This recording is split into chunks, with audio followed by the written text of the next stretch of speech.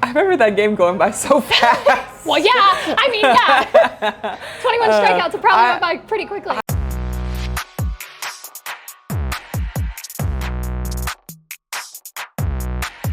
What's up, guys? Welcome back to Out of Left Field. I'm your host, Abby Alonso, and I've got Hope Valdespino here with me today from the KC Diamonds in the PSL. I'm super pumped to sit with you today because what I was telling you is I'm trying to explore all of softball, right? And the PSL and what you guys are doing here in Kansas City is incredible. And I want you to tell me off rip, before we dive into who you are and your story, what the reaction has been from the city. Kansas City has loved women's sports, and there are so many people who are so excited about softball. Our crowds have been incredible. The community's been incredible.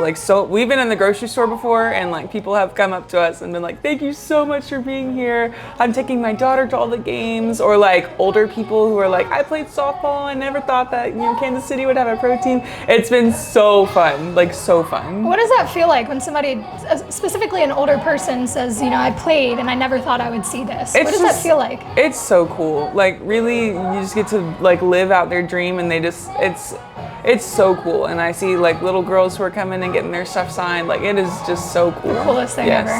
Okay, you are tied to one of the most impressive historical outings in college softball. We'll get there in a second. But outside of the circle, outside of the game, who are you? I feel like I'm just Hope. You know what I mean? I love my family. I love my friends. I'm rooted in my faith. And I just want to show people how much fun it is to play, and that's just kind of me. I'm goofy, I'm fun, but I feel like I have a duty to the sport and to everything it's given me that I take very seriously, and so I love being out here. I love that you said that, because low key, you guys are having fun playing the sport, but you have paved a way for the next generation to have something to look up to, and that is a duty, but in the best way. It doesn't seem like you guys really carry that like a burden. It's more of an honor. So I'm glad you said that. Some of the people in your life, you said you're big on family and friends and your faith. Who are some of the people in your life that have helped you get to where you are today? My parents are the biggest ones, I feel like. They've given everything to me to be able to do this. And my husband, who's incredible, Dom, love you, catches all my bullpens, and he supports me in every way he can. And my brother actually lives here in Olathe. And so, yes, he lives here in Olathe, and he's been here for probably 2 years in October, I believe, but he comes to all the games, brings his coworkers. Cute.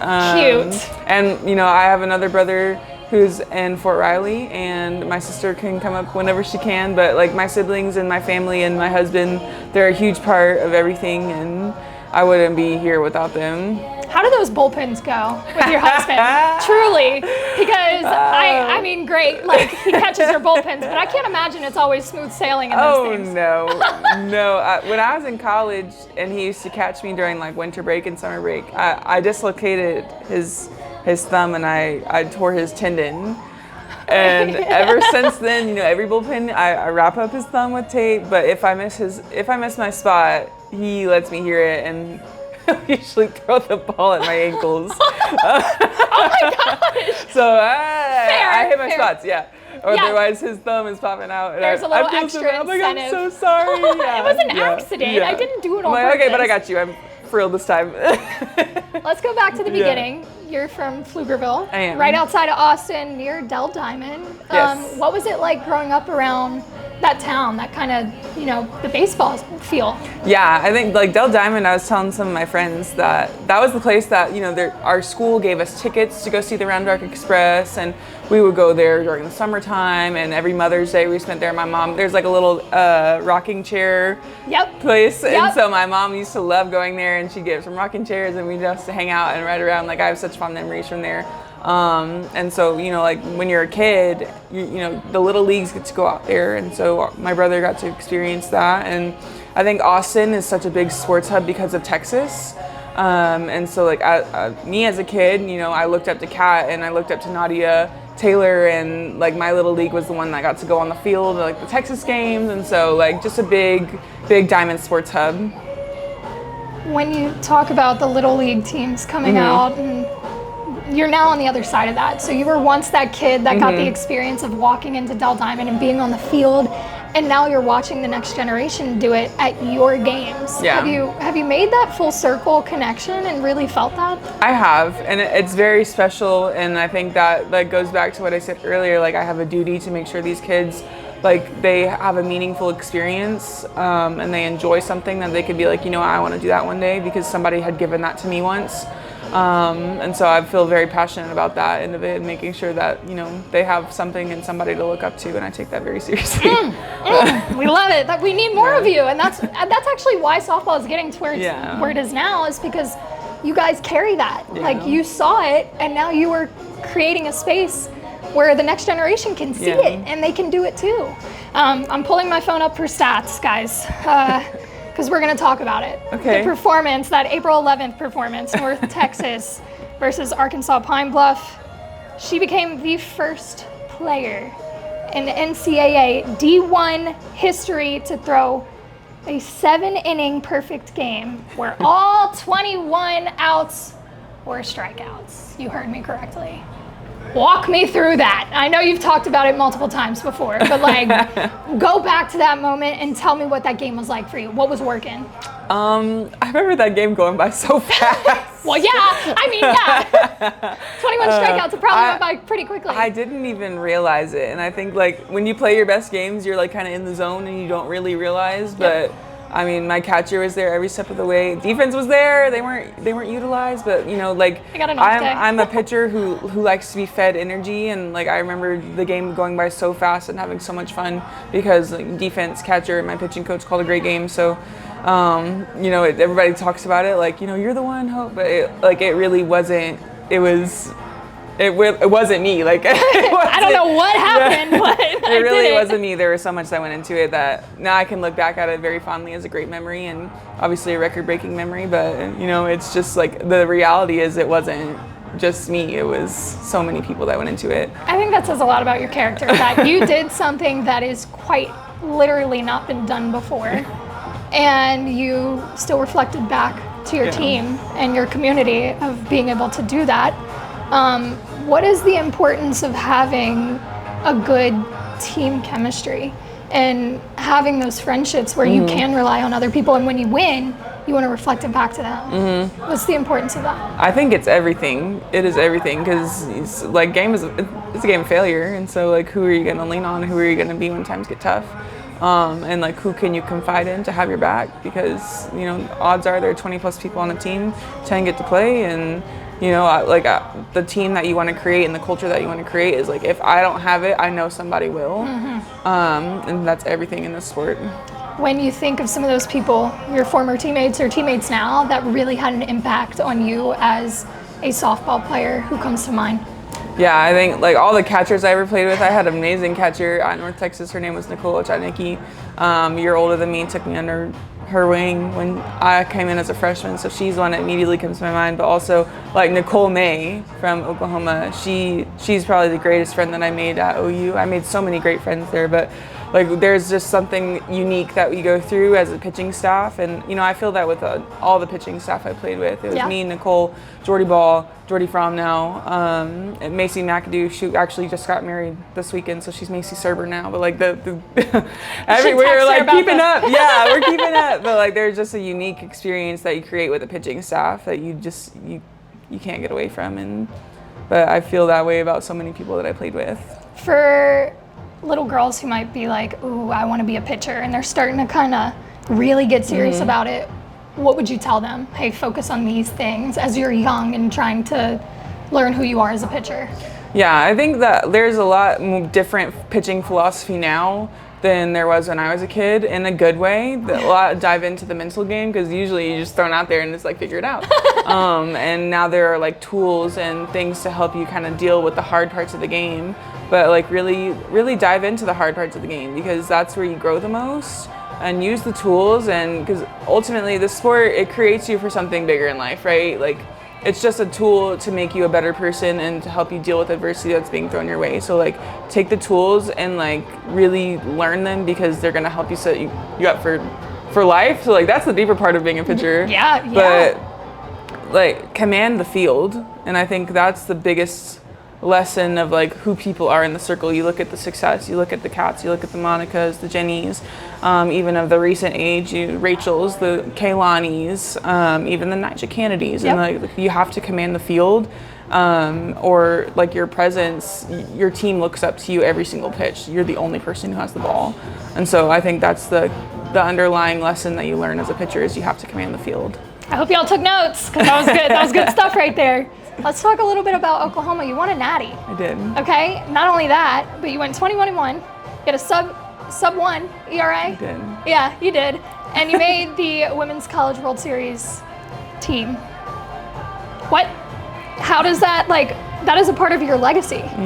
Talk to me about that time in your life and just the accomplishment. Again, I know you're going to reflect it off to the other people, but like, you're now playing professional softball, and that was a milestone in your career. How do you think that time kind of set you up to be able to perform here in Kansas City? Yeah, that program changed my life. I think a lot of people can say the same, but like the softball was softball. Yes, you trained to win championships, but also like you trained to win hearts. You dive into faith.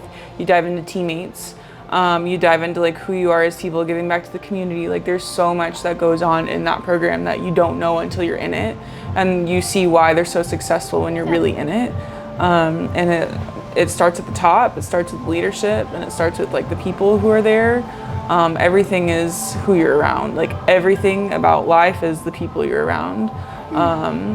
And like that program really changed my life. I was ready to hang up the cleats. I was, content with being done with my career, and that program helped me jump into my professional career, and I'm still going now because of it. And I called Coach Gasso the other day, and I was like, I know I don't tell you a lot, but like, thank you, because like you literally changed my life. And she's like, hope you tell me all the time. I was like, okay, that's great. It's not the first time I've heard this. Great, that's perfect. I'm glad you know.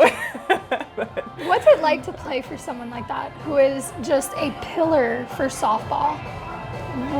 You got to be coached by her. Yeah. What does that mean to you?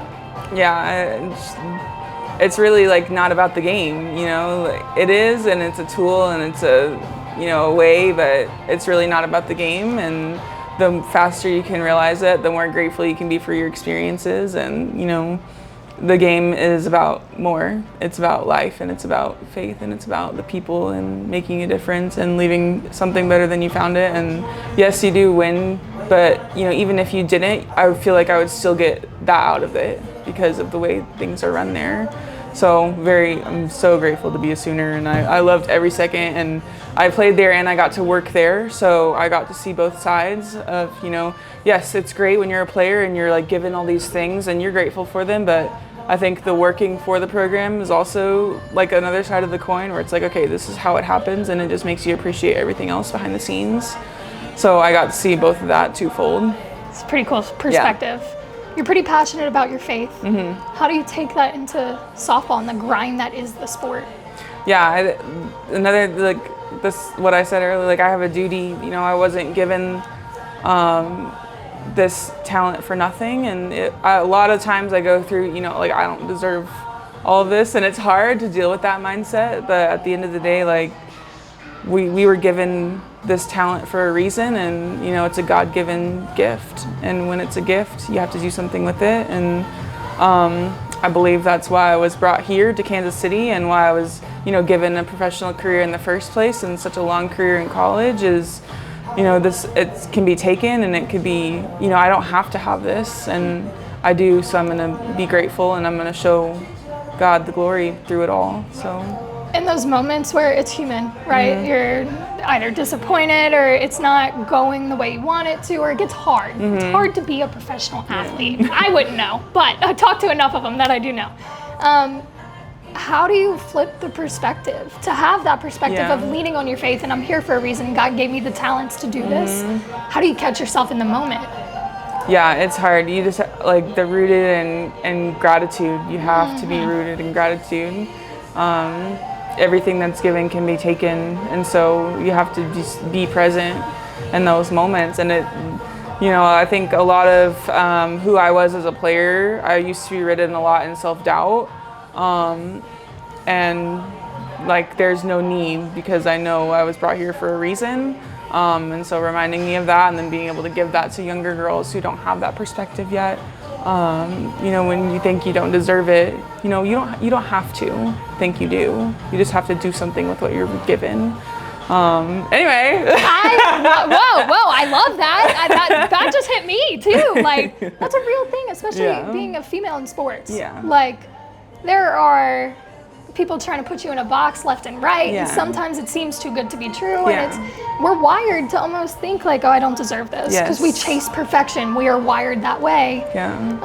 So I'm glad that you said that, because I think it's important we have conversations about that, because yes, you are a professional athlete and people look at you like, I want to do that one day, but it doesn't get rid of the human element that comes with it, and those feelings. They don't go away just because you reached the level you wanted to play at. You just have to learn how to navigate them. So hearing you say that, somebody who's in the 1% of professional athletes in softball, like, hey, I still experience this self-doubt, for sure. I think is almost comforting to hear for the younger girls that are wanting to get where you are one day. So thank you for being transparent about that. We'll round out because, again, she's got a game in a little while. But this episode is sponsored by Solero Shades. What is your vision for softball within the next 5 years? I want this to almost be like the baseball model. I want there a team in every city. I want people to come and bring their kids. I want it to be longer than summer. Like, there's so many things that I see for our sport, and there's so many people trying to make it happen. So I do believe it will with the right people, and like, I'm just very grateful to be part of it.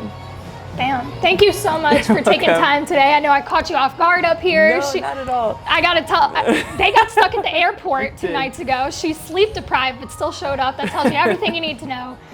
Appreciate you for spending time. Make sure you guys subscribe. We have stories coming at you all summer.